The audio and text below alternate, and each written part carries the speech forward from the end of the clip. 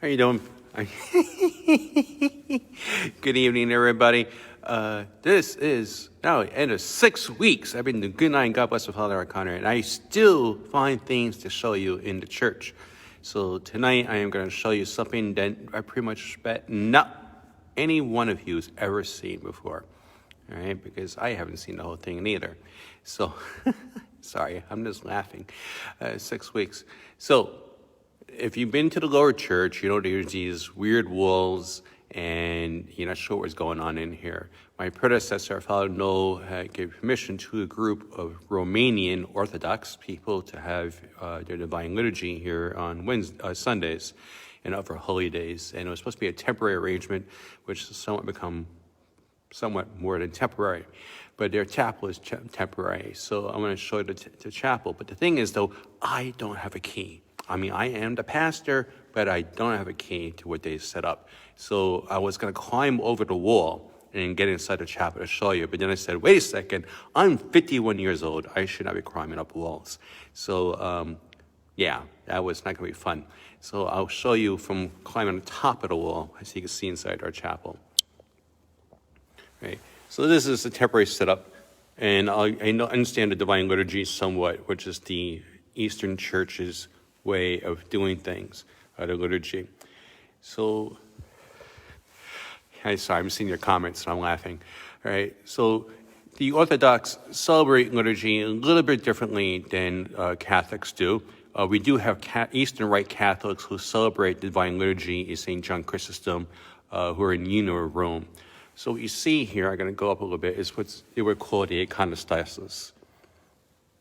And that's like a wall that separates the assembly from the sanctuary, right? Kind of like we used to have with the altar rail, and hopefully one day we'll have back, right? So you have what's called the doors. So on this side, you look this way, you have what's the altar preparation. That's where the priest on the Orthodox liturgy would prepare to get to bread and wine prior to the celebration of divine liturgy. And then you have the door with the screen, and behind here is where their altar would be. And usually during the course of the liturgy, the priests would go through these doors and out announcing the gospel. And you notice that they use icons. I showed you an icon a couple of weeks ago.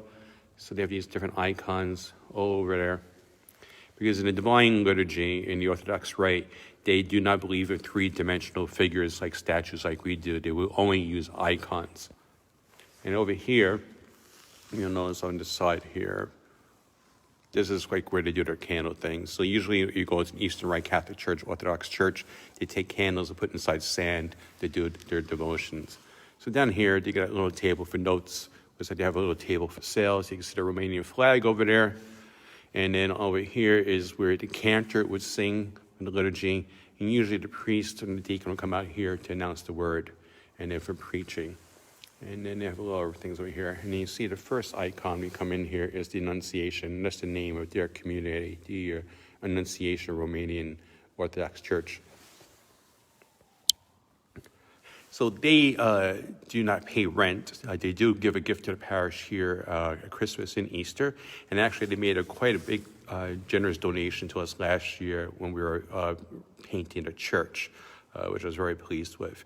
So they have been so nice neighbors. They only get maybe 8 to 10 people on Sunday for Divine Liturgy.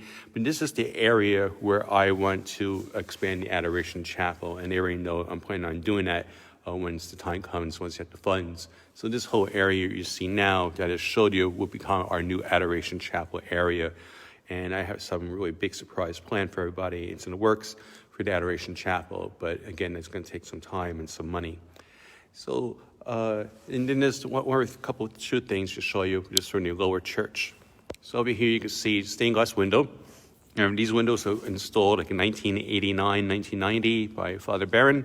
Has raised funds to the parish. That's the Annunciation. And in this other window, they're very modern. And this one will be obviously the wedding feast of Cana. You see the tureens interlocked, and you see the water being poured out as now wine. So interesting concept by the artist. And so you see that there. So that's the chapel everyone always wonders about in the lower church, what's going on. So I'm glad to give you a little more of a tour, and I have a few more things to do in church. Some people ask me about the stained glass windows in the main church. Just to let you know what I'm doing with that. all the big windows in our church are Marian. So what I'm trying to do is wait to May, and I was going to do a series on Mary and stained glass windows for May. And so that's why I haven't done the big windows of the church yet. So I'm saving that part for you guys for last. Okay? So I hope you're doing well. I know it's 6 weeks. I know it's frustrating. I know it's upsetting at times. But the number of deaths in New York City are going down. So let's just keep that stay-at-home going in place so then we can go back out and soon be back to church. Okay? I wish you all the best. So good night and God bless. In the name of the Father, and the Son, and the Holy Spirit.